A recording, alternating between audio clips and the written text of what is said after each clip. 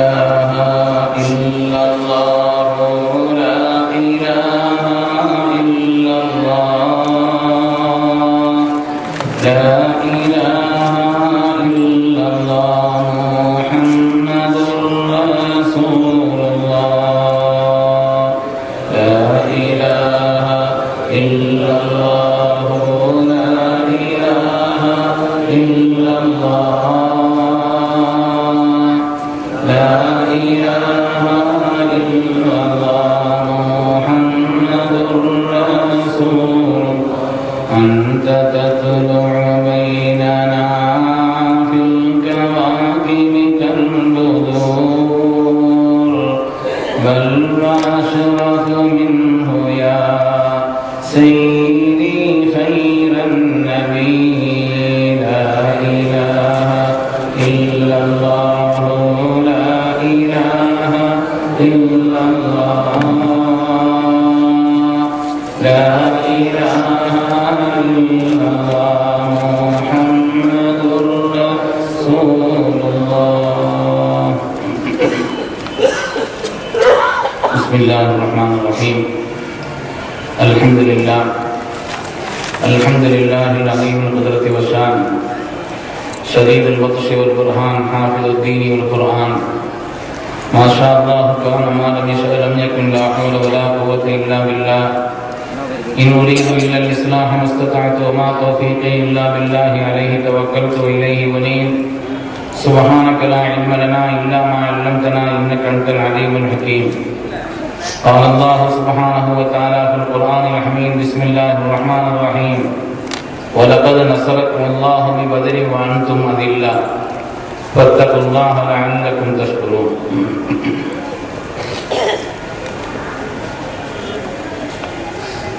கண்ணியமிக்க முஃமினீன்களே, அல்லாஹ்வின் நல்லடியார்களே, அருமை நாயகம் ஸல்லல்லாஹு அலைஹி வஸல்லம் அவர்களின் பாக்கியம் நிறைந்த உம்மத்துமார்களே, சங்கைக்குரிய தாய்மார்களே, சகோதரிகளே, அல்லாஹ்வுடைய மகத்தான பேரருளால் புனிதமும் அருளும் நிறைந்த உன்னதமான இந்த ரமலானுடைய மாதத்தில் தொடராக நடைபெற்று வரக்கூடிய இந்த வாராந்திர பெண்கள் மற்றும் ஆண்களும் கலந்து கொள்ளக்கூடிய இந்த சிறப்பான நிகழ்விலே இன்றைய தினத்தில் அல்லாஹ் நம்மை எல்லாம் இங்கே ஒன்று கூட செய்திருக்கிறான். இந்த கூட்டத்தை அல்லாஹ் தஆலா அவனுக்கு பொருத்தமுள்ள ஒரு கூட்டமாக அல்லாஹ் கபூல் செய்திருப்பான். நாம் கூடிய இந்த கூட்டத்தினுடைய நிகழ்வையும் பேசப்படக்கூடிய சொல்லப்படக்கூடிய செய்யப்படக்கூடிய ஒவ்வொரு காரியத்தையும் அல்லாஹ் தஆலா அவனுடைய திருப்திக்காகவும் அன்பிற்காகவும் செய்யப்பட்ட உன்னதமான ஒரு அமலாக அல்லாஹ் கபூல் செய்திருப்பானார். சங்கைக்குரியவர்களே,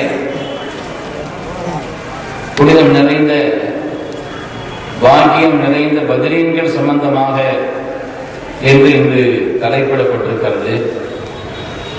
ஏற்கனவே கலாமியினுடைய தொடரிலே நான் ஒரு நாள் சஹாபாக்களை பற்றி சொன்னேன்.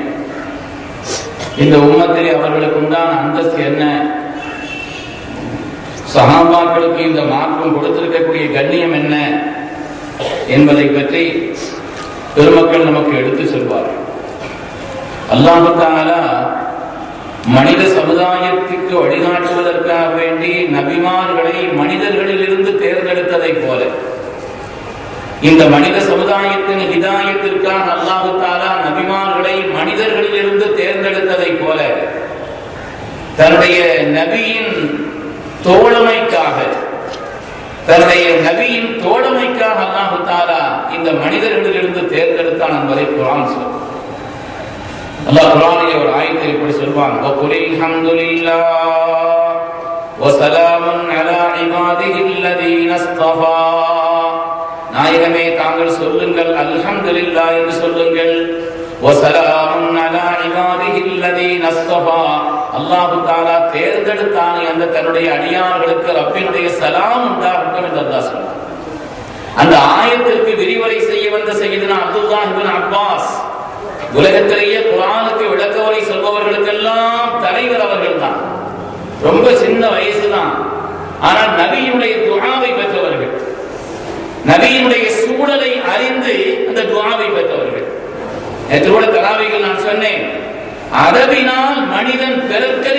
பாக்கியங்களை பெற முடியும். ஒரு மனிதன் நல்ல ஒழுக்கமான காரியத்தினால், அதவான காரியத்தினால் பெறற்கரிய பாக்கியங்களை, மேன்மைகளை பெறுகிறது. அப்படி அதவின் காரணத்தினால் உன்னதமான ஒரு துஆவை பெற்றவர்கள் தான் சய்யிதுனா அப்துல்லாஹ் இப்னு அப்பாஸ் ரலியல்லாஹு அன்ஹு அவர்கள். கண்மணி நாயகம் ஸல்லல்லாஹு அலைஹி வஸல்லம் அவர்கள் ஒரு நாள் தங்களுடைய சுய தேவையை நிறைவேற்றுவதற்காக வெளியில போயிருந்தாங்க. மரஜலம் கழிப்பதற்காக கொஞ்சம் தொலைதூரமான பகுதிக்கு போயிருந்தாங்க. ஸல்லல்லாஹு அலைஹி வஸல்லம் அவர்கள் அங்கிருந்து திரும்ப வந்து தண்ணீரை எடுத்துக்கொண்டு போய் பிறகு ஒதுங்கி அவர்கள் அதை கொண்டு சுத்தம் செய்ய வேண்டும். இதை பார்த்ததற்கு அப்துல்லாஹ் இப்னு அப்பாஸ் தான் சின்ன பிள்ளைதான். ஆனால் ஸல்லல்லாஹு அலைஹி வஸல்லம் இப்படிப்பட்ட சிரமம் ஏற்படக்கூடாதுங்கிறதுக்காக அவர்கள் கொஞ்சம் ஒரு வாளியிலே தண்ணீரை எடுத்துக்கொண்டு நேர ஸல்லல்லாஹு அலைஹி வஸல்லம் எங்கன உட்கார்ந்து தங்களுடைய தேவைகளை நிறைவேற்றுகிறார்களோ அந்த இடத்துக்கு போக முடியாது, அது அதற்கு இல்லை. சரி, அவங்களுக்கு வரும்பொழுது கையில கொண்டு கொடுக்கலாமா, அதுவும் நல்லது இல்லை. ஏன்னா மரஜலம் கிடைக்கும் பொழுது பேசினால் அல்லாஹ் அப்படி கோபம் இறங்குது வருது. இப்ப அந்த நேரத்தில் ஏதாவது ஒரு வார்த்தை பேசுவதோ அப்படிப்பட்டதோ ஒரு அதமான காரியம் அல்ல.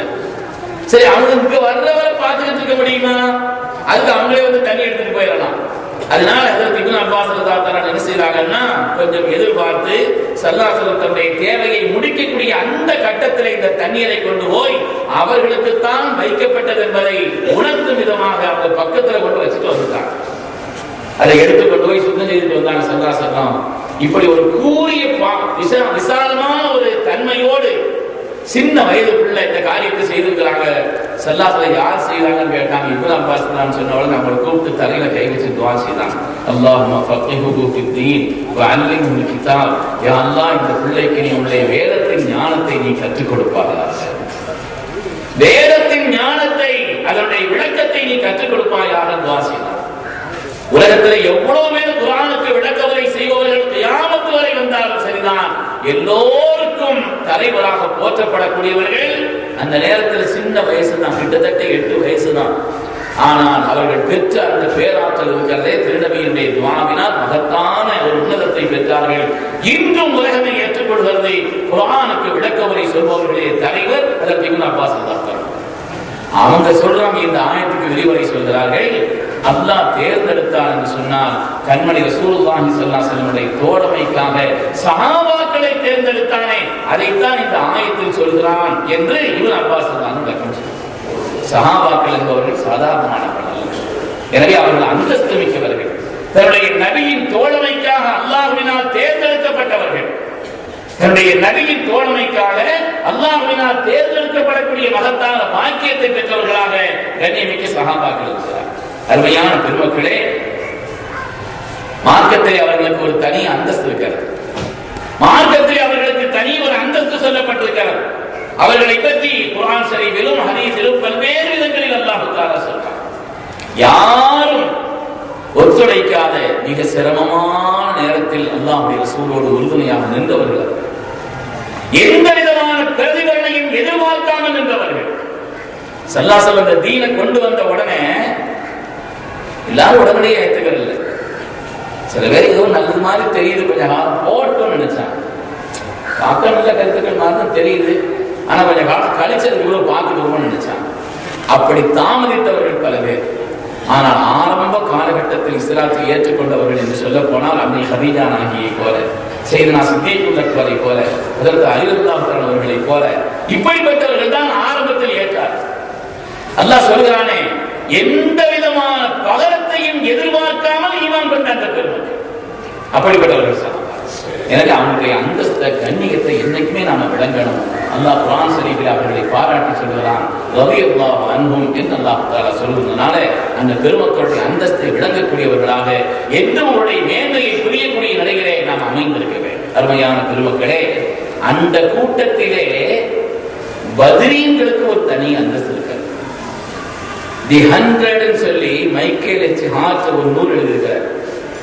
உலகத்தின் தலை சிறந்த தலைவர்கள், உலகம் தோன்றிய நாள் முதல் இதுவரை உலகத்தில் போற்றப்படக்கூடிய தலைவர்கள் யார் யார், அந்த தலைவருடைய வரிசையை தொகுத்திருக்கிறார். உலகத்தில் போற்றத்தக்க அந்த தலைவர்கள் யார்? உதாரணமாக இந்த விஞ்ஞான கண்டுபிடிப்புகள், அறிவியல் கண்டுபிடிப்புகள்ல தாமஸ் ஆல்வா எடிசன் சொல்லியிருக்கிறார், மருத்துவத்துறை சம்பந்தப்பட்ட விஷயத்திலே இப்னு அலி சீனா அவர்களை சொல்வார். இப்படி உலகத்தினுடைய போற்றப்படத்தக்க தலைவர்கள் என்று ஒரு 100 பேரை தொகுத்திருக்கிறார். அந்த 100 பேரில் அவர் என்ன காரணம் சொல்றார்? ஏன் இந்த 100 பேர் நான் தேர்ந்தெடுத்தேன்? எவ்வளவு பேர் இருக்கிறாங்க, ஏன் 100 பேர் நான் தேர்ந்தெடுத்தேன் சொன்னா, இவர்கள் இல்லாவிட்டால், உதாரணமா தாமஸ் ஆல்வா எடிசன், அவர் இந்த உலகத்தில் இல்லாவிட்டால் இந்த அளவிற்கு இந்த கண்டுபிடிப்புகள் வந்திருக்காது, இந்த அளவிற்கு அது உயர்ந்திருக்காது, விஞ்ஞானத்தினுடைய இந்த முன்னேற்றங்கள் இந்த அளவிற்கு இருந்திருக்காது. அல்லாம இப்னு அலி சீனா அவர்கள் உலகத்தில் இல்லாவிட்டால் மருத்துவத்துறை இந்த அளவுக்கு முன்னேறி இருக்காது என்று யார் இருந்தால் இந்த உலகத்தில் இருந்ததனால் இந்த உலகத்தில் என்ன முன்னேற்றங்கள் ஏற்பட்டதோ அவர்களை எல்லாம் சுட்டிக்காட்டி, இவர்கள் இல்லாவிட்டால் இந்த துறை என்பது இல்லாமல் போய்விடும், அல்லது ரொம்ப பின்தங்கி போயிருக்கும் என்று சொன்னாரே. அதே போல நமது உயிரினம் மேலான கண்மணி ரசூலுல்லாஹி ஸல்லல்லாஹு அலைஹி வஸல்லம் அவர்கள் கண்ணியமிக்க முன்னிலைகளை நாம் யோசிக்கிறோம். ஸல்லல்லாஹு எந்த கட்டத்திலையும் வேற எந்த நேரத்திலும் வேறு யாருக்காகவும் இப்படி ஒரு வார்த்தையை சொல்ல பதில்ல நின்று சொன்னார். பதிலில் நின்று அல்லாஹ்வுடைய ஹபீப் அவர்கள் சொன்னார்கள். அந்த ஒரு வார்த்தை போலும் பதிலுடைய அந்தஸ்தை நாம் உணர்வது. அல்லாஹும்ம இன் துஹ்லிக் ஹாதிஹில் இஸாபா, அல்லாஹ்வே இந்த கூட்டத்தை நீ அழித்து விட்டால், இவர்கள் உலகத்தில் இல்லாவிட்டால், ஃபலன் துஅபது பஅத், இனிமேல் உலகத்தில் நீ வணங்கப்பட மாட்டாய். உலகத்தில் ஈமான் இருக்க வேண்டும் என்று சொன்னால், மக்களிடத்தில் இபாதத் இருக்க வேண்டும் என்று சொன்னால், மக்கள் மாற்றமுடையவர்களாக வாழ வேண்டும் என்று சொன்னால், இவர்கள் வெற்றி கொள்ளப்பட வேண்டும், இவர்கள் வெற்றி பெற வேண்டும். இவர்களுடைய வெற்றியை வைத்துத்தான் உலகத்தில் ஈமான், இவருடைய வெற்றியை வைத்துத்தான் உலகத்தில் இபாதத், இவருடைய வெற்றியை கொண்டுதான் உலகத்தில் நல்ல மாற்றம் என்று திருநபி அவர்களே வாய் திறந்து சொன்னார். உலகத்தில் நாம் எல்லாம் இன்றைக்கு முஃமின்களா இருக்கிறோம் சொன்னா அடித்தளமான காரியம் என்ன? 3 காரியத்தை சொல்வார்கள். முதலாவது ரப்பினுடைய பெயர் அல்ஹம்துலில்லாஹ். அல்லாஹ்வுடைய நாட்டம் இல்லாம நாம் எல்லாம் முஃமின்களா இருக்க முடியாது. அடித்தளமான 3 காரியங்கள்.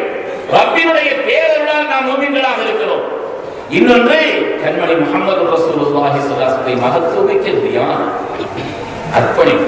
அல்லாஹ்வே குர்ஆனிலே சொன்னான், லஅல்லக பாகிஉன் நஃப்ஸக அல்லா யகூனு முஃமினீன், நாயகமே இவர்கள் முஃமினாக வேண்டும் என்ற அந்த கவலையில் உங்களையே நீங்கள் மாய்த்துக் கொள்வீர்கள் போலிருக்கிறது.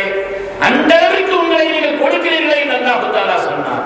ரப்பினுடைய பேரருள் முதலாவது என்று சொன்னால் அதற்கான ஒரு மிகப்பெரிய அர்ப்பணிப்பும் மிகப்பெரிய ஒரு தியாக உணர்வும் அதற்கான முயற்சியை மேற்கொண்டவர்கள் கண்மணி முஹம்மது ரசூலுல்லாஹ். அல்லாஹ்வே குர்ஆனில் அவர்களை பாராட்டி சொன்னார், லகத் ஜாஅக்கும் ரசூலுன் மின் அன்ஃபுசிக்கும் அஸீஸுன் அலைஹி மா அனித்தும், லகத் ஜாஅக்கும் உங்களுக்கு வந்திருக்கிறார்கள் ரசூலுன் மின் அன்ஃபுசிக்கும், இந்த மனித சமுதாயத்தில் ஒரு தூதர் வந்திருக்கிறார், அஸீஸுன் அலைஹி மா அனித்தும், உங்களுக்கு ஏதாவது கஷ்டம் என்றால் அது அவர்களுக்கு பாரம். அல்லாஹ் சொல்றார், உங்களுடைய கஷ்டத்தை அவர்களால் தாங்கிக்க முடியாது. மனித சமுதாயத்தினுடைய கஷ்டத்தை அவர்களால் தாங்க முடியாது. நாம் அடிக்கடி பல விஷயங்கள் சொன்னதுதான். ஸல்லல்லாஹு அலைஹி எவ்வளவு பெரிய தியாகம் உம்மத்திற்காக செய்திருக்கிறாங்கிறதுக்கு ஒரே ஒரு ஹதீஸை மாத்திரம் பார்த்தா புகாரி ஷரீஃப்ல வருது. ஸல்லல்லாஹு அலைஹி சொன்னா புகாரில வருது, லிகுல்லி நபியின் தஅவத்துன் முஸ்தஜாபா, உலகத்தில் வந்த ஒவ்வொரு நபிமார்களுக்கும் அல்லாஹ் தஆலா ஒப்புக்கொள்ளப்பட்ட ஒரு துஆவை கொடுத்தான். அதை கொண்டு எது கேட்டாலும் கிடைக்கும், என்ன வேண்டுமானாலும் கேட்டால் கிடைக்கும். அல்லாஹ் சொல்லி அப்படி ஒரு துஆவை கொடுத்தான். ஸல்லல்லாஹு அலைஹி சொல்கிறார்கள், உலகத்தில் வந்த எல்லா நபிமார்களும் அந்த துஆவை பயன்படுத்திவிட்டார்கள். நல்ல காரியத்துக்கு தான் பயன்படுத்தினார்கள், உயர்வான நோக்கங்களுக்கு தான் பயன்படுத்தினார்கள், உன்னதமான காரியத்திற்கு தான் பயன்படுத்தினார்கள். ஆனால் உலகத்தில் அதை பயன்படுத்தி விட்டார்கள். வத்தஹர்து தஅவதி ஷஃபாஅத்தல் லிஉம்மதி, அல்லாஹ் தஆலா எனக்கு கொடுத்த ஒப்புக்கொள்ளப்பட்ட அந்த துஆவை என் உம்மத்துமார்களே நான் அதை உலகத்தில் பயன்படுத்தவில்லை, நான் அதை பத்திரப்படுத்தி வைத்திருக்கிறேன். ஷஃபாஅத்தல் லிஉம்மதி, யாரும் யாருக்கும் உதவி செய்ய இயலாத அந்த கியாமத்தினுடைய நாளில் என்னுடைய உம்மத்துமார்களின் ஷஃபாஅத்திற்காக அதை நான் பத்திரப்படுத்தி வைத்திருக்கிறேன். ஸல்லல்லாஹு அலைஹி வஸல்லம். உண்மையான பெருமக்களை, இந்த உம்மத்தின் மீது அவர்களுக்கு இருந்த கருணை அந்த அழுதுகிட்டு இருந்தாங்க. அழுதுகிட்டு இருந்தாங்க.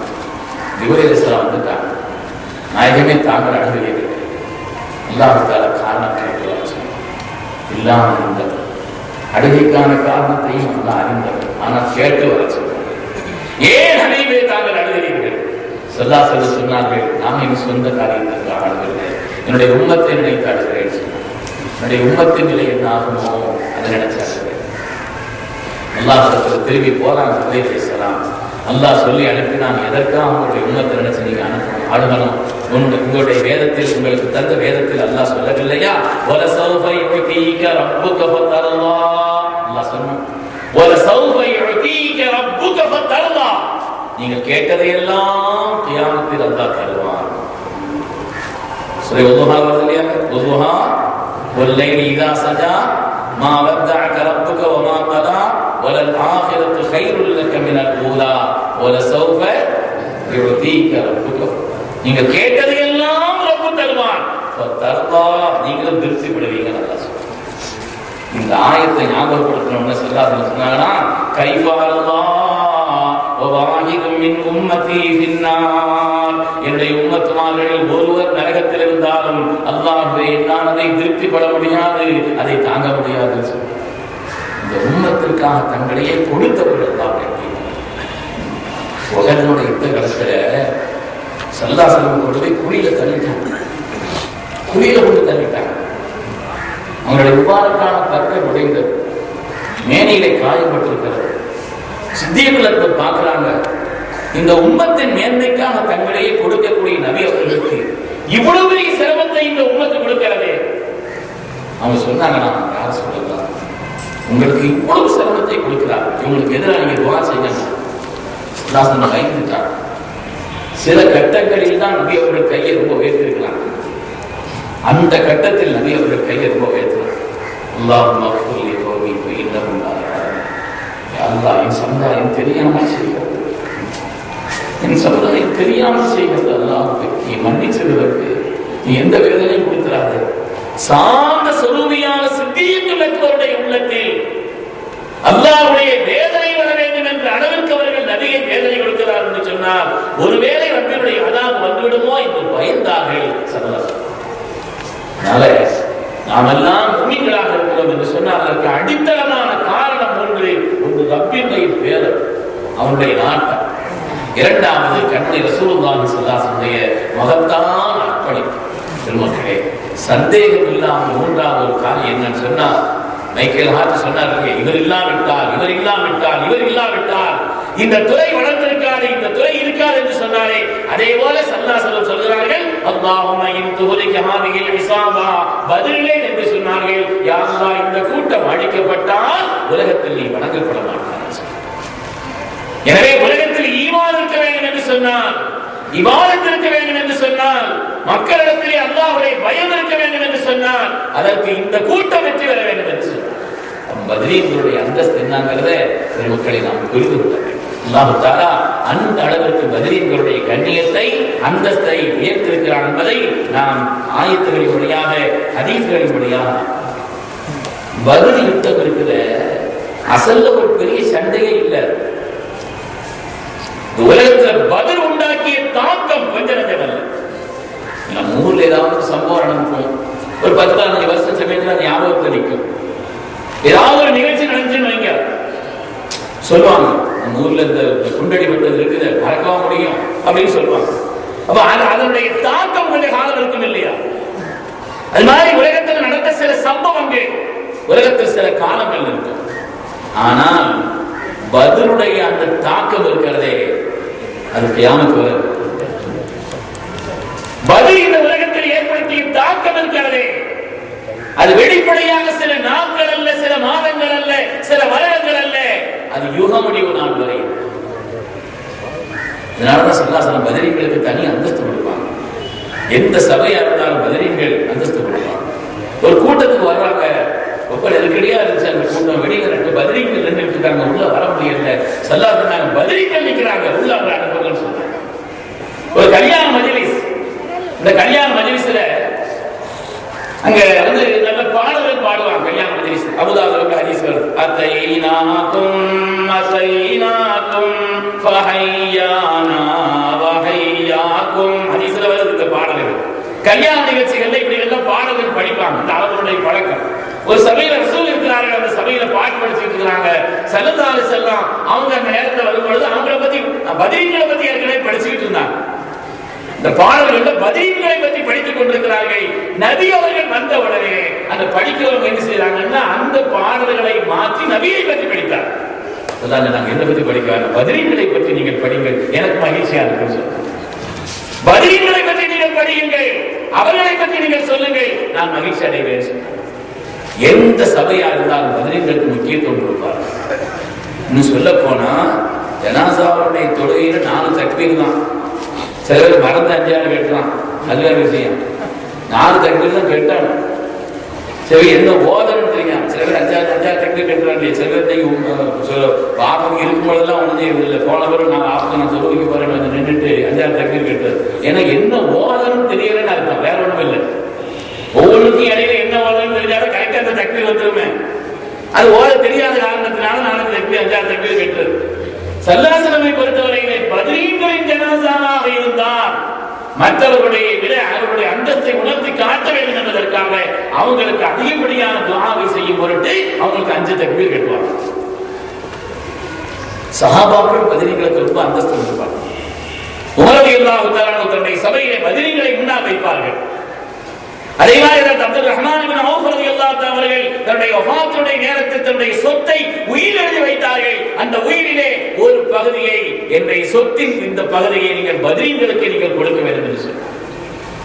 பத்ரீன்களுடைய அந்தஸ்து என்பது ஸல்லல்லாஹு அலைஹி வஸல்லம் அந்த அளவுக்கு கொடுத்த காரணத்தினால் சஹாபாக்களும் அதற்கு முக்கியத்துவம் கொடுத்தார்கள். சஹாபாக்கள்ல பத்ரீன்கள்னா அவங்களுக்கு ஒரு தனி அந்தஸ்து. சையதுனா ஜிப்ரீல் அலைஹிஸ்ஸலாம் வந்து சொல்வார்கள், சஹாபாக்களில் பத்ரீன்களுக்கு எப்படி அந்தஸ்தோ அதே போல மலக்குமார்களில் யார் பத்ரில் வந்து கலந்து கொண்டார்களோ அந்த மலக்குமார்களுக்கு மற்ற மலக்குகளை விட எங்களிடத்தில் அந்தஸ்து சொன்னார். பத்ரில் அல்லாஹ் தஆலா மலக்குமார்களை அனுப்பினான். குர்ஆனில் வருகிறது, பத்ரில் மலக்குமார்களை கொண்டு அல்லாஹ் உதவி செய்தான். அந்த மலக்குமார்கள் யார் கலந்து கொண்டார்களோ மலக்குமார்களுக்கு மத்தியிலே பத்ரிலே கலந்து கொண்ட மலக்குமார்களுக்கு தனி அந்தஸ்து சொல்லி சையதுனா ஜிப்ரீல் அலைஹிஸ்ஸலாம் சொல்றார். அதனால பத்ரீன்கள் இவ்வளவு பெரிய அந்தஸ்து அவங்களுக்கு என்ன காரணம் சொன்னா, அந்த பத்ர் இந்த உலகத்தில் மிகப்பெரிய தாக்கத்தை உண்டாச்சு. அசல்ல பத்ர் சண்டைக்காக வேண்டி கூட அவங்க போகல. மக்காவில இருந்து யாராவது ஹிஜ்ரத் செய்து மதீனாவுக்கு ஒருத்தரை வரவிடாம இருக்கிறாங்க, ரொம்ப கஷ்டப்படுத்துறாங்க.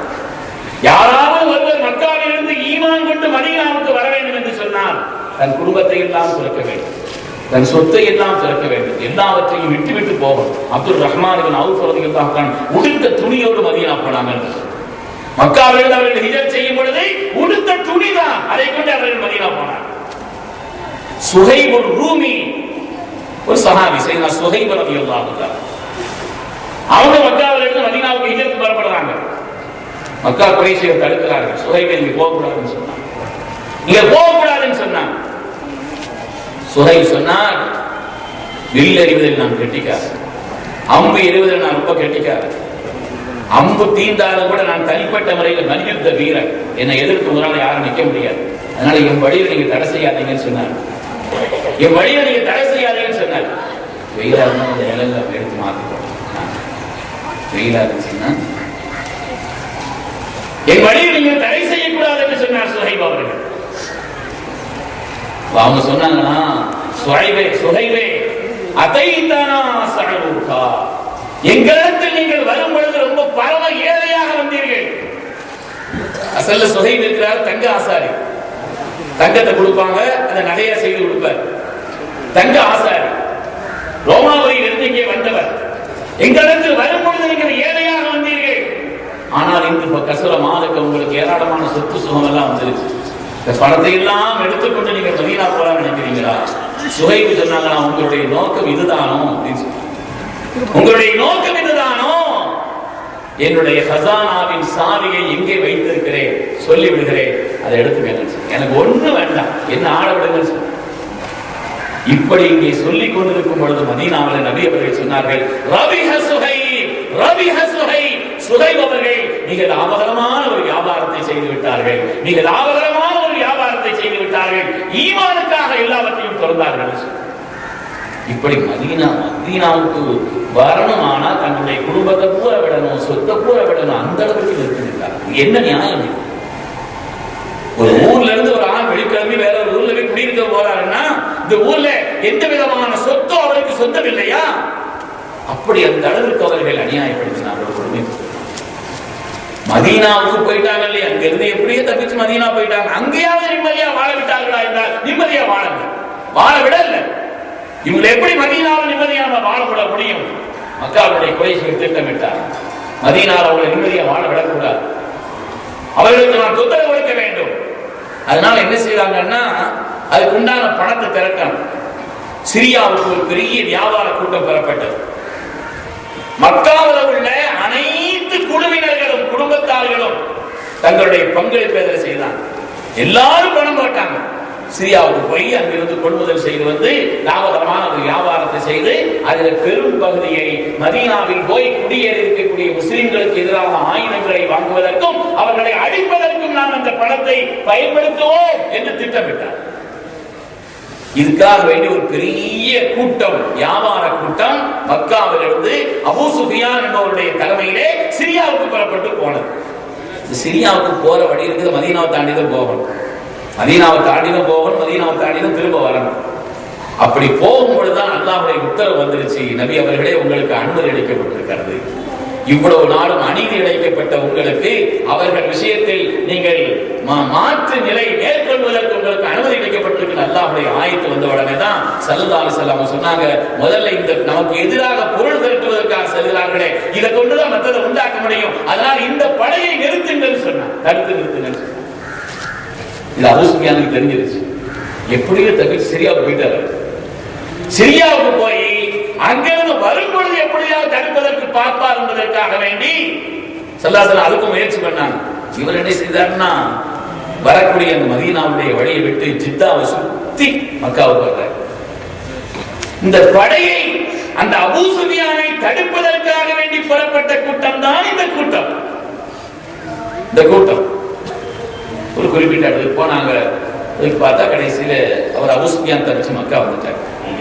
அபூ சுஃபியான் மக்காவுக்கு செய்தி அனுப்பிவிட்டார், முகமது தன்னுடைய படையை அனுப்பியிருக்கிறார் நம்மை தடுத்து நிறுத்துவதற்காக, அதனால் நீங்கள் தயாராகுங்கள் மக்காவுக்கு அவர் செய்தி அனுப்பிட்டார். அவர் அங்க போயிட்டார்.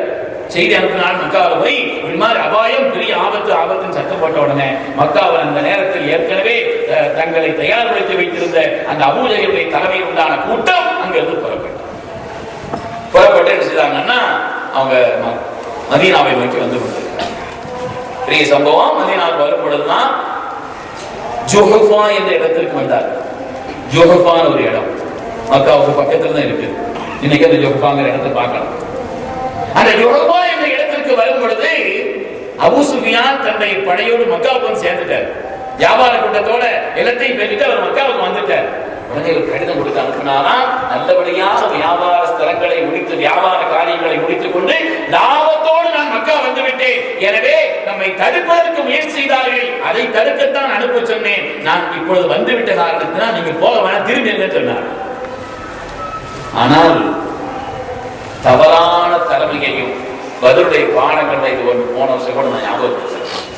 பத்ருடைய பாடங்கள் தவறான தலைமையை, தவறான தோழமையை யாராவது எடுத்தால் கை செய்யப்படுவாங்க கியாமத் வரை. தவறான தலைமையை மேற்கொண்டால், தவறான தலைமை வரால் பின்பற்ற பெரிய அறிவாளியா இருந்தால் இவங்க எட்டு போயிருவாங்க. தவறான தோழமை நட்பை வைத்துக் கொண்டிருக்கிறான். இவன் நல்லவனாக இருந்தாலும் அதோடு சேர்ந்த இதுவும் மலர்ந்துன்னு சொல்லுவாங்க இல்லையா, அது மாதிரி இவன் அந்த அளவிற்கு உதாரணம் தான் அபூ ஜஹல். இந்த கடிதம் வந்த உடனே அவன் புத்திசாலியா இருந்தா திரும்ப வந்திருக்கணும். இந்த கடிதம் வந்த உடனே புத்திசாலியா இருந்தாலும் திரும்ப வந்திருக்க வேண்டும். ஆனால் அவன் திரும்ப, அந்த கூட்டத்தில் பெரிய பெரிய அறிவாளிகள் இருந்தார்கள். உதாரணமா அதில் உள்ள பெரிய அறிவாளி ஒரு அறிவாளி உத்துபா ரொம்ப பெரிய அறிவாளி.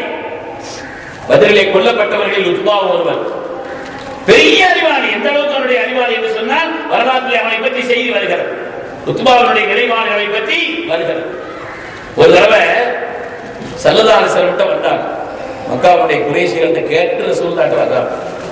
நான் போய் பேசுறேன், என்னுடைய பேச்சுக்கு மிஞ்சி யாரும் பேச முடியாது, அதனால முகமது நான் போறேன்னு சொல்லி உங்கள் சார்பாக போறேன், குறைஷிகள் சார்பா ரசூலுல்லாஹ்ட்ட வந்தார்.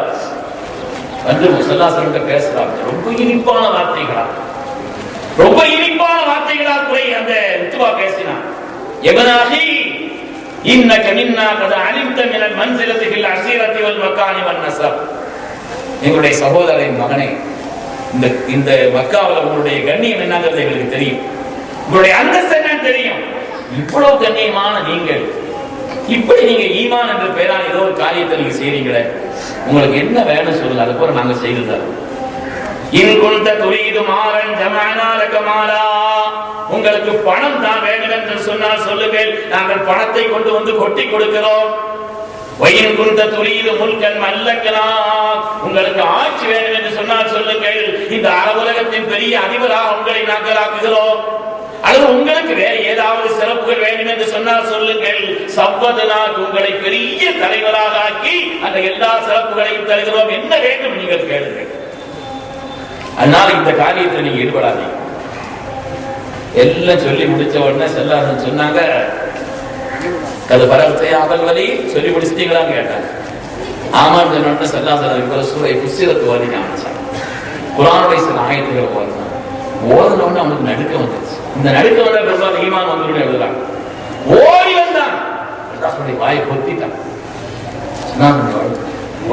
வாய் திரும்ப ஓடினான் தன்னுடைய கூட்டத்தில். ஓடி அங்கே போய் சொன்னான், முஹம்மது அவர்களிடத்திலிருந்து சில வார்த்தைகளை நான் கேட்டேன். அது கவிதைகள் அல்ல, அது சூனியம் அல்ல, அது உலகத்திலே மதிமயக்கக்கூடிய வார்த்தைகள் அல்ல, அது ரப்பினுடைய சொல்லது. குறைஷிகளே, உங்களுக்கு நான் சொல்கிறேன், உங்களிலே உள்ள ஒருவர், அவருக்கு ஏற்படக்கூடிய கண்ணியம் உங்களுடைய கண்ணியம் தானே. இந்த உலகத்தையே ஒரு நாளில் தன் வசப்படுத்துவார், இந்த அரங்கத்தை வசப்படுத்துவார், எல்லா பகுதியையும் தன்னுடைய வசத்திலே கொண்டு வருவார். அப்படி வரும் பொழுது அவருக்கு ஏற்படக்கூடிய கண்ணியம் உங்களுக்கு ஏற்படக்கூடிய கண்ணியம் தானே. அதனால் அவரை பின்பற்றி விட்டு போனான் என்னன்னு கேட்டான். அந்த அளவுக்கு இறங்கி வந்தான். ஆனால் தவறான தலைமையை ஏற்றுக்கொண்ட காரணத்தினால், தவறான தோழமையை வைத்த காரணத்தினால் அபூஜஹல் சொன்னானா, என்ன முஹம்மது உனக்கு ஏதோ சூனியம் செய்து விட்டாரேன்னு சொன்னான். முஹம்மது உனக்கு ஏதோ சூனியம் பண்ணி விட்டார் தெரியுது, அதனால் இப்படிப்பட்ட நிலையை கொண்டு எங்களை ஏமாற்றக்கூடாதுன்னு சொன்ன உடனே வேற ஒன்றும் செய்ய தெரியாம விட்டாங்க. மக்களே, பதில் தரக்கூடிய பாடங்களில் அது ஒன்று.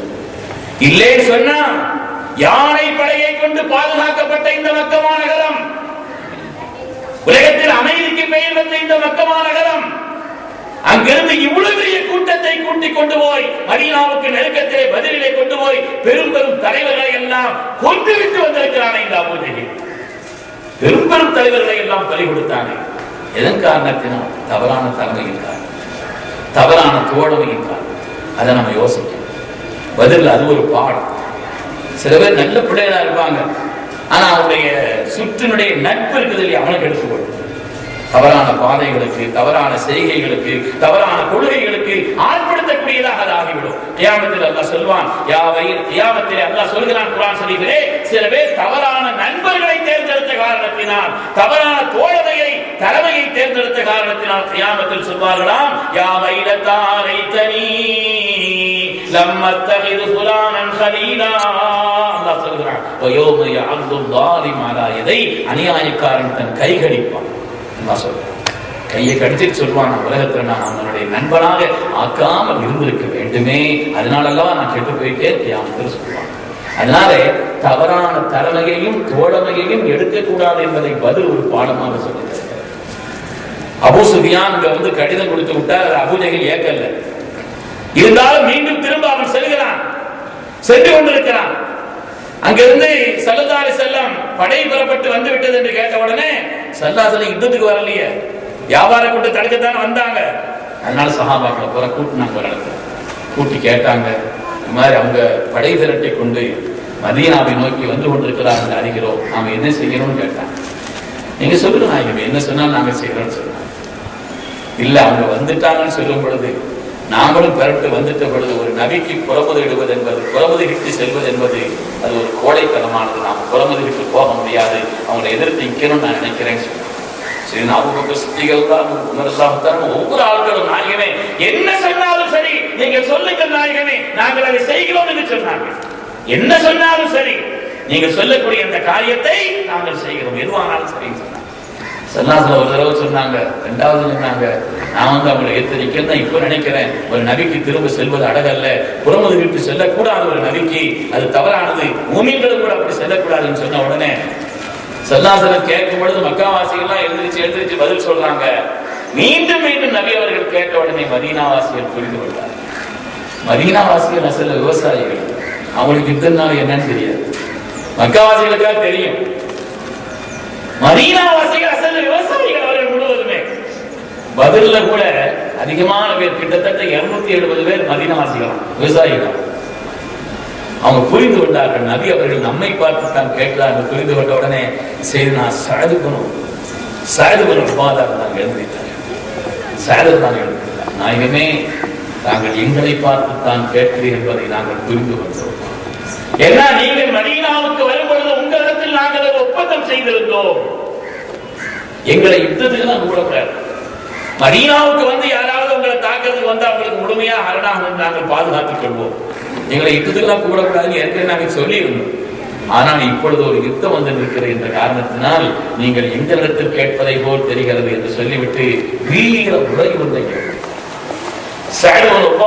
உரை இருக்கிறதே, வரலாற்றில் அற்புதமான உரை. நாயகமே, இந்த உலகத்தில் நாங்கள் அறியாமையில் இருந்தோம், எங்களை நேர்வழிப்படுத்தினீர்கள். நாங்கள் இந்த உலகத்தில் உறவுகளை முறித்து எங்களுக்கு மத்தியிலே பகமையோடு வாழ்ந்தோம், ஒன்றிணைத்து வாழ வேண்டும் என்று நீங்கள் எங்களுக்கு கட்டளையிட்டீர்கள். நாங்கள் இந்த உலகத்தில் வழிகட்டு போயிருந்தோம், எங்களை சரியான வழியில் நடத்தினீர்கள். நபி அவர்களே, நீங்கள் என்ன சொன்னாலும் நாங்கள் கேட்போம். பஹருல் ஹிமாத் என்று ஈரானிலே உள்ள ஆழமான கடல் பகுதியிலே போய் நீங்கள் விழ வேண்டும் என்று சொன்னாலும் கூட நாங்கள் விழ தயார் நாயகமே. இந்த மலையிலே போய் நீங்கள் மோதி உங்களை நீங்கள் அழித்துக் கொள்ள வேண்டும் என்று நீங்கள் உத்தரவிட்டாலும் உங்களுடைய உத்தரவுக்காக நாங்கள் தயார் நாயகமே. என்ன சொன்னாலும் நாங்கள் தயார், அதற்கு நாங்கள் தயாராக இருக்கிறோம் என்று மதீனாவாசிகளின் சார்பாக அவர்களின் தலைவராக அறியப்பட்ட சஅத் இப்னு உபாதஹ்வுடைய அற்புதமான பிரசங்கம் ஏற்பட்டது. ரொம்ப ஆனந்தப்பட்டாங்க. அதுக்குதான் பதிலுக்கு பரப்பிட்டு வர்றாங்க. அவங்களும் வந்து ஏற்கனவே ஒரு இடத்துல வந்து இருந்துட்டாங்க, இவங்களும் வந்தாங்க, பதில இருந்தாங்க. ராத்திரி நேரத்திலேயே வந்து அவங்க என்ன செய்தாங்கன்னா வசதியான இடமா பிடிச்சு உட்கார்ந்துட்டாங்க. நல்ல தண்ணி செழிப்பா உள்ள பகுதி. அந்த இடத்துல முஸ்லிம்களுக்கு எங்கன்னா நல்ல மணல் பரபரப்பா மணல் இருக்கக்கூடிய ஒரு பகுதி தான் இவங்களுக்கு கிடைச்சிச்சு. இவங்க இங்க வந்து இருந்தாங்க. ராத்திரி நேரத்தில் அல்லாஹ் தஆலா 2 பாக்கியத்தை கொடுத்தான். முதலாவது பாக்கியம் என்னன்னு சொன்னா, ஒரு நல்ல தூக்கத்தை கொடுத்தான் சஹாபாக்கு. தூக்கம் வருமா? தூக்கம் வர நேரமா அது. படைகளில் தூங்கியவன் வெற்றி இழந்தான் சொல்லுவாங்க. யுத்தத்துக்கு தூங்கினாச்சு தோர்த்து தான் வருவான். ஆனா அல்லாஹ் சொல்றான், இது வசீத்துன் முஆஸ், அல்லாஹ் உங்களுக்கு ஒரு தூக்கத்தை. அந்த தூக்கம் இருக்குது, சில நேரங்கள்ல சின்ன தூக்கம் தூக்கி முடிச்சோம்னா ஒரு பெரிய ராகம் தெரியும். சில பேர் ஜும்மாவுடைய அனுபவம் கூட இருக்கும். ஒரு சின்ன தூக்கம் அப்படி தூக்கி முடிச்ச உடனே ஒரு ராகம் ரொம்ப அழப்பா இருக்கும். லேசா அப்படி கை கால் நீட்டி ஒரு சாஞ்சி படுத்து படுக்க எரிச்ச உடனே ஒரு தெளிவு தெரியும், ஒரு தெளிச்சல் தெரியும். அதே மாதிரி இந்த அமலத்தை அவர்களுக்கு அவ்வளவு நிம்மதியை கொடுத்தது. தூக்கத்தை அல்லாஹ் தஆலா கொடுத்தான் சொல்றாங்க. 2வது மழையை கொடுத்தான். மழை வந்தவொடனே என்ன ஆயிடுச்சுன்னா, அரபு நாட்டுடைய இந்த மணல் இருக்கிற சாதாரணமா எல்லா தண்ணியை உறிஞ்சுகிறார், அது உடனே ஒரு ஓடை ஆயிடும். அதனாலதான் அரபு நாட்டுல பார்த்தா ஒரே வாதின்னு சொல்லுவாங்க. ஓடைன்னு பேர் இருக்குமே.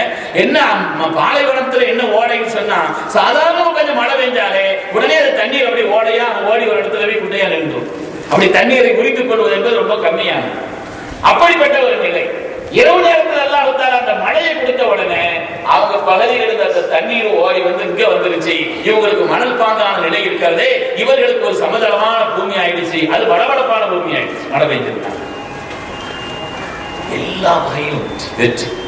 அல்லாஹ் குர்ஆன்ல ஒரு அழகான ஒரு வார்த்தையை சொல்றான் பத்ரை பத்தி.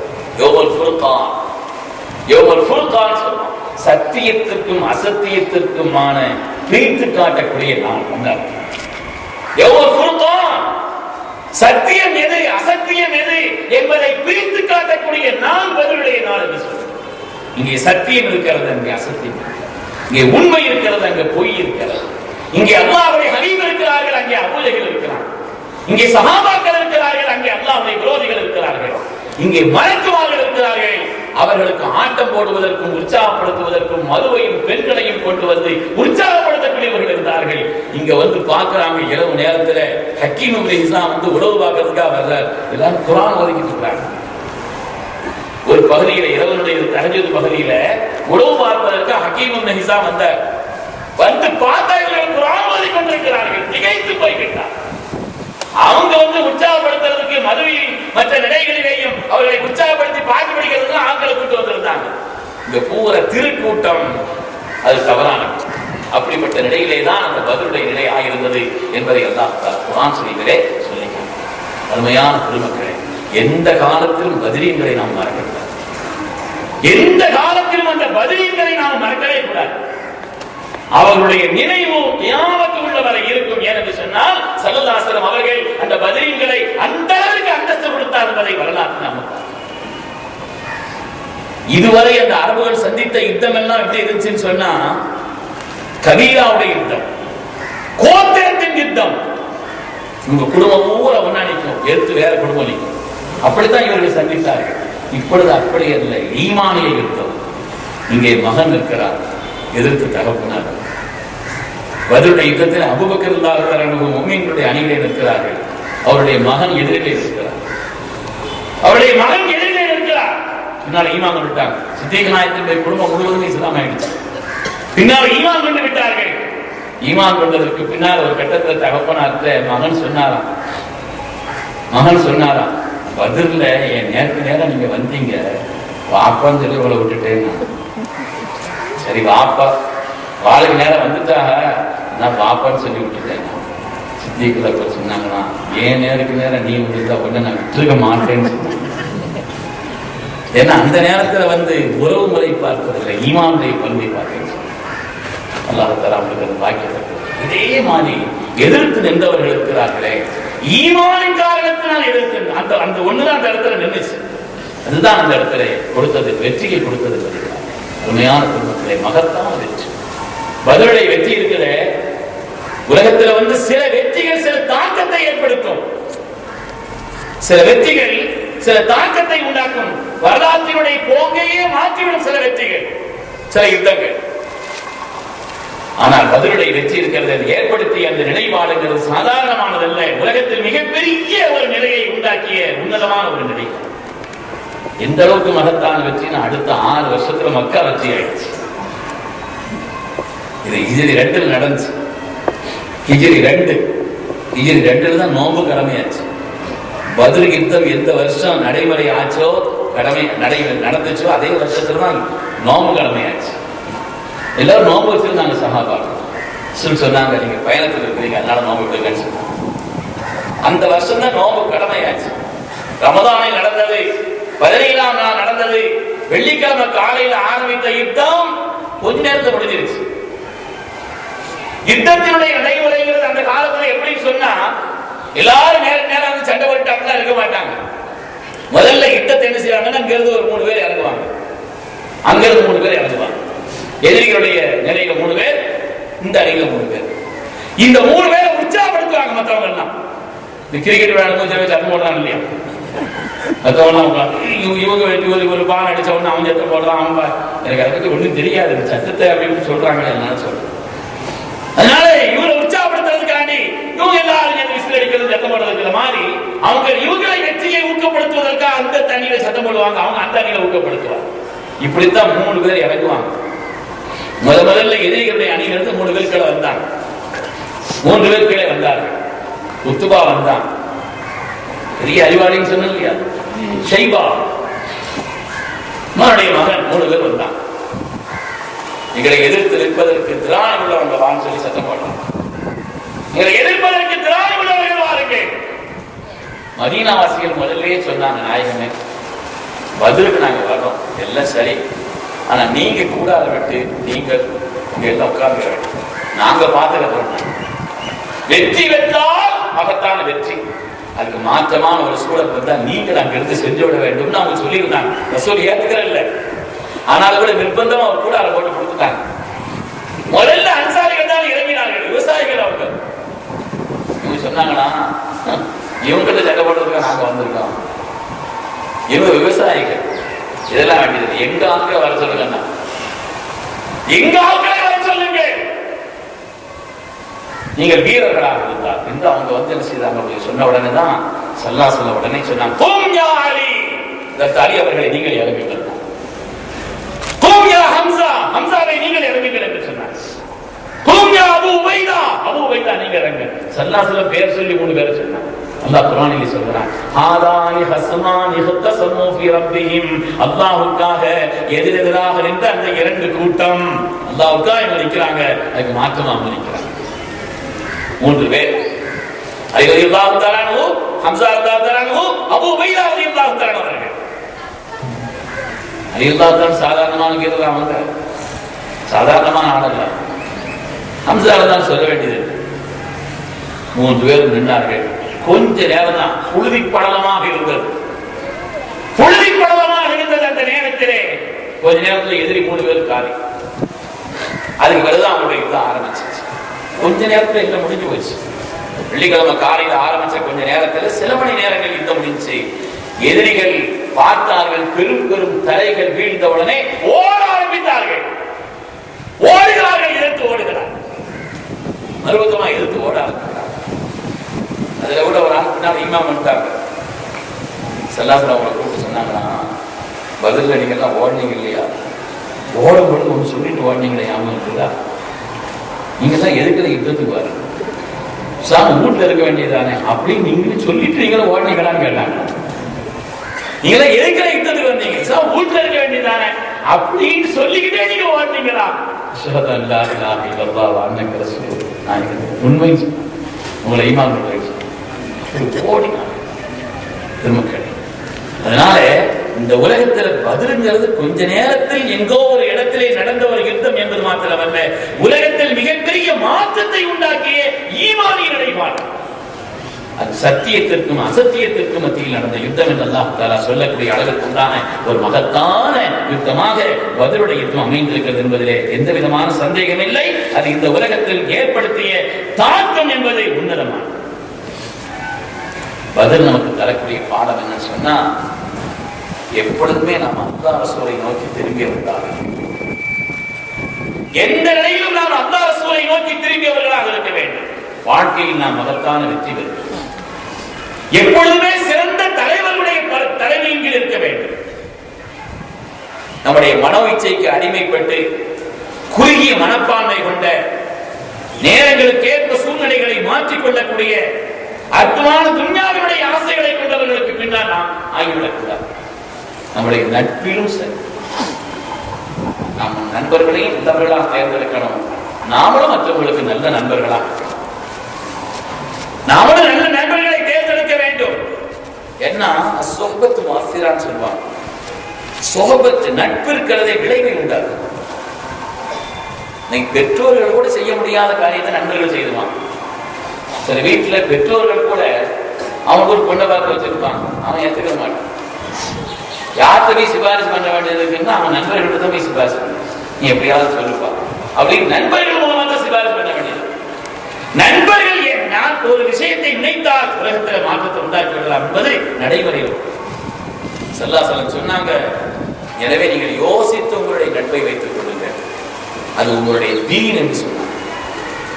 அதனாலே பதில் தரக்கூடிய பாடங்களிலே ஒன்று, தவறான தலைமையை எந்த காலகட்டத்தில் நாம் பின்பற்றிவிடக் கூடாது. தவறான தோழமைகளை நாம் ஏற்படுத்திக் கொள்ளக்கூடாது. அதையும் பதில் நமக்கு பாடமாக சொல்லும். உண்மையான பெருமக்களே, சஹாபாக்களுடைய கண்ணியத்தை நம்ம உணரணும், பத்ரீன்களுடைய கண்ணியத்தை நாம் உணரணும். தீனுக்காக அவர்கள் செய்த அர்ப்பணிப்பை தங்களையே கொடுத்த அந்த நிலைப்பாட்டை உணரக்கூடியவர்களாகவும் நாம் இருக்க வேண்டும் என்பதை மாத்திரம் இந்த நேரத்தில் நான் ஞாபகப்படுத்திக் கொள்கிறேன். பத்ருடைய வரலாறு சொல்றதா இருந்தால் நீண்ட வரலாறு, சாதாரணமானதல்ல. பத்ருடைய வரலாறுங்கிறது சஹாபாக்களுக்கு வந்து மிகப்பெரிய விளைவை உண்டாக்கிய யுத்தங்கள்ல பத்ருக்கு அடுத்து காதிசியா யுத்தம் தான். வேற உகதோ மற்றது எல்லாம் விட சஹாபாக்களுக்கு வந்து மிகப்பெரிய விளைவை உண்டாக்கிய யுத்தம் ஒன்று பத்ர். இரண்டாவது உமர்தானுடைய காலகட்டத்தில் நடந்த ஆதிசியான ஒரு யுத்தம் நடந்துச்சு. சஹாபாக்களுடைய நிலைகளை பாருங்க.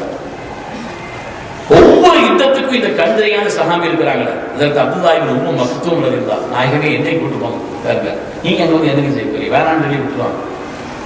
ஸல்லல்லாஹு அலைஹி வஸல்லம் பின்னால அபூபக்கர் சித்திக்லாருடைய ஆட்சி காலத்துல சொன்னாங்க, என்ன கண்டிப்பா கூட்டுவாங்க. ஏங்க நீ பார்வை இல்லாத யுத்தத்துக்கு வந்து என்ன செய்ய போறீங்கன்னு சொல்லி அவங்களும் சம்மதிக்க. உமர் ரலியல்லாஹு தஆலா அவங்களை பொறுத்தவரையில உமர்தானோட இவங்க வந்து வயசுல கூடினாங்க. சொல்லா எங்கேயாவது மதீனா விட்டு வெளியில போனாங்கன்னா இவங்களுக்கும் தலைவராக போவாங்க. அந்த அளவுக்கு பெரிய ஆள். அப்துல்லாஹ் இப்னு உம்மர் சொன்னாங்களாம், எந்த காரணம் சொல்லக்கூடாது, என்ன அடுத்து வரக்கூடிய எந்த யுத்தமா இருந்தாலும் என்னையும் பங்கேற்க செய்யணும்னா. நீங்க வந்து பார்வை இல்லாத ஆள் தான். அவங்க சொன்னாங்கன்னா பார்வை இல்லாத ஆள் தான். பார்வை உள்ள ஆட்கள் எதையாவது பார்த்து அபாயம்னு ஓடுவீங்க, நான் எங்கேயும் ஓட மாட்டேன். நீ அங்கிருந்து அபாயம்னா ஓடுவீங்க, நான் எங்க ஓட போறேன். அதனால என்ன ஒரு இடத்துல நிப்பாட்டினீங்க அப்படின்னு சொன்னா நான் அந்த இடத்துல நிற்பேன். என்னுடைய நிப்பாட்டி ஒரு இடத்துல நீங்க கொடியை கொடுத்தீங்க என் கையிலன்னு சொன்னா நான் அந்த இடத்துல நிற்பேன். என்ன எதிர்நிலை வந்தாலும் நான் எங்க ஓட போறேன், நான் ஒரு பார்வை இல்லாதவன் இல்லவா சொன்னேன். யுத்தத்தில் அவருடைய நிர்பந்தத்தினால் பங்கேற்றார். செய்தனா அப்துல்லாஹ் இப்னு மக்தூமுடைய மேனியில மாத்திரம் 90 காயங்கள் இருக்கிறது. கொடியை பிடிச்சிருந்தாங்க. அது வந்து அங்க உள்ள வெற்றிக்கும் தோல்விக்கு உண்டான அடையாளம். அது எப்பவுமே உயர்ந்ததுக்குன்னா வெற்றின்னு அர்த்தம். அதை வீழ்த்த வச்சுட்டாங்கன்னா தோல்வின்னு அர்த்தம். அந்த கொடி இவன் கையில இருந்துச்சான். எதிரிகள் வந்து இவருடைய கையை வெட்டினாங்க, மாத்தி இந்த கையில பிடிச்சாங்க. இரண்டாவது கையை வெட்டினாங்க, தன்னுடைய தோல் புஜத்தை இணைத்துக் கொண்டு பிடித்தார். அம்பை எய்து அவர்களை வீழ்த்தினார்கள். உடல் முழுவதும் 90க்கும் மேற்பட்ட காயங்கள். இதற்கு அப்துல்லாஹ் இப்னு உம்மு மக்தூம் இருந்தார். சஹாபாக்கள் இந்த தீனுக்காக தங்களை அர்ப்பணித்தவர்கள், எந்த விதமான பிரதிபலனையும் எதிர்பார்க்காமல் தங்களை கொடுத்தவர்கள், தங்களுடைய உறவுகளை விட எல்லாவற்றையும் விட இந்த தீனையும் அல்லாஹ் ரசூலையும் முன்னிறுத்தியவர்கள். அப்படிப்பட்ட நன்மக்களை நம்முடைய வாழ்க்கையின் முன்னோடிகளாக கொண்டு நடந்தோம் என்று சொன்னால் நாம் மார்க்கம் உள்ளவர்களாக தீனுடையவர்களாக இருக்கும் எந்த விதமான சந்தேகம். அருமையான பெருமக்களே, அப்படிப்பட்ட நன்மக்களுக்கு பின்பலமாக இருந்தவர்கள் தாய்மார்கள். என்ன வந்து குடும்பத்துல வந்து தாய்மார்கள் உண்டாக்கக்கூடிய அந்த நிலைப்பாடுதான் பிள்ளைகளையும் உருவாக்கும். பதில வந்து இப்படிப்பட்ட நல்ல மாற்றத்தை அந்த சஹாபாக்கள் பெற்றிருந்தார் என்று சொன்னால் அதற்கு பின்பலமாக தாய்மார்கள் இருந்தார் என்பதையும் சிந்தையும். இன்னைக்கு நாம எங்கேயும் போய் சண்டை போட்டு யுத்தம்லாம் ஒன்றும் செய்ய வேண்டியது இல்லை. இப்ப நாம மார்க்கம் உள்ளவர்களாக அல்லாஹ் ரசூலுடைய கட்டளை நிறைவேற்றினா போதும். அல்லாஹ் ரசூல் சொன்ன கடமைகளை ஒரு பரதான தொழுகை இருக்குது, மனசு ராகத்தான் அந்த நேரத்தில் மனசு பதறாம கவனங்களை எங்கேயும் செலுத்தாம வேற வேலைகளில் கொண்டு போய் கவனம் செலுத்தாம மனம் ஒன்றிச்சு நின்று தொழுதா போதுமான. மார்க்கம் சொன்ன கட்டளைகளை நிறைவேற்றினால் போதுமான. மனிதாபிமானத்தோடு உள்ள நம்முடைய வாழ்க்கையை அமைத்துக் கொண்டால் அது போதுமானது என்பதிலே சிந்தனை. அருமையான அல்லாஹ் எதிர்பார்க்கக்கூடிய பதிலுடைய நாட்கள் 17 வருதிலேயே அந்த நன்மக்களுக்காக நம்ம துவா செய்யணும். அந்த நன்மக்களுக்காக அவங்களுடைய அந்தஸ்துக்காக துவா செய்யணும். கியாமத்து நாளையில் அந்த ஸ்ரீதேவிகளோடு அந்த நம்மளையும் சேர்த்து வைக்கணும்னு ஒரு ஆசை. அப்படி ஒரு ஆசையை வைக்கணும். கியாமத்து நாளையில சொர்க்கத்தில் அந்த சாலிகங்கள்லாம் போகும்பொழுது அந்த அவங்களோட சேர்த்து அவர்களை பிரிய வைத்த காரணத்தினால் நம்மையும் உள்ளே அனுப்பி வைக்க வேண்டும் என்று ஒரு ஆசையும் இன்ஷா அல்லாஹ் வைத்துக் கொள்ள வேண்டும். சஹாபாக்கள் மீது எல்லா காலத்திலும் கண்ணியம் உள்ளவர்களாக, அவர்கள் மீது அன்புள்ளவர்களாக நாம் இருக்க வேண்டும். அவர்கள் இந்த உலகத்தில் அவர்களை போல் ஈமான் கொள்ள வேண்டும் என்று அல்லாஹ் தஆலா சொன்னானே, அப்படிப்பட்ட ஒரு ஈமானை மேற்கொள்ளக்கூடியவர்களாக நாம் நம்முடைய நிலைப்பாடுகளை ஆக்கிக் கொள்ள வேண்டும். அருமையான பெருமக்களே, அல்லாஹ்வுடைய மகத்தான கருணையினால புனிதமான ரமதானுடைய கிட்டத்தட்ட ஒரு பகுதி நமக்கு விடைபெற்றுடுச்சு. நாம வந்து இந்த ரமதான்ல இருந்து அந்த ஆரம்ப 10 நாட்கள் அப்படியே கொஞ்சம் கூடும் பள்ளிகள். அப்புறம் இந்த இடையில கொஞ்சம் அப்படி கொஞ்சம் சுருங்கு, இடையில கொஞ்சம் அப்படி கொஞ்சம் டல் அடிக்குது. அப்புறம் பின்னால் 21க்கு பின்னால் அது ஒரு கூடு. இது எல்லா ஊர்லேயும் உள்ள நடைமுறையா இருக்குது. அப்படி செய்யக்கூடாது. சஹாபாக்கள் ஆசைப்பட்டாங்க, காலமெல்லாம் ரமதானா இருக்காங்க. இந்த ரமதான் அவ்வளவு பாக்கியமான, அதிலே இது 10 மகஃபிரத்தினுடைய 10 மன்னிப்பின் 10. அதனால இதில் அல்லாஹ்விடத்தில் அதிகமாக மன்னிப்பை நம்ம கேட்கணும், அதிகமாக ரப்ப நம்ம மன்னிக்கணும்னு ஆசைப்பட்டு துவா செய்ய வேண்டிய ஒரு காரணமாக இருக்கிறது. அதனால இந்த காலங்களில் ரொம்ப பேருந்துதான் அமல் செய்ய வேண்டும். கடைசி 10 இருக்குதை சொல்ல வேண்டியது. கடைசி 10 இன்ஷா அல்லாஹ் அடுத்த வாரம் வந்து சனிக்கிழமையே 21 ஆரம்பிச்சு, சனிக்கிழமையே 21 ஆரம்பிக்கிறதுனால அடுத்த வாரத்தில் ஏத்திகா போயிடும். அதனால இன்ஷா அல்லாஹ் அடுத்த வாரம் பயான் இங்கே வச்சு நடக்கும். அப்படி வச்சுருக்கேன். அடுத்த வாரம் பயான் அங்கே தான் நடக்கும், அதுக்கு அடுத்த வாரம் பயான் அங்கே தான் நடக்கும்.